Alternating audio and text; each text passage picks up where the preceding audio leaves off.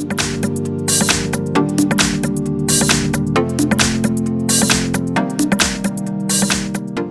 I have Huawei Honor 10 Lite, and let me show you how to set up date and time on the following device. So at the very beginning, open the settings, then scroll down and pick System. Here you have to find and select date and time.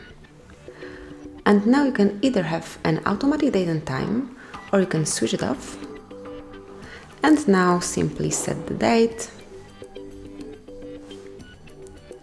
and time manually by yourself. You can also select the time zone. So let me pick, for example, this one. And finally, you can also change the format of your clock from 24-hour format to 12-hour format. So that's it. Thanks for watching. Please subscribe our channel and leave the thumbs up.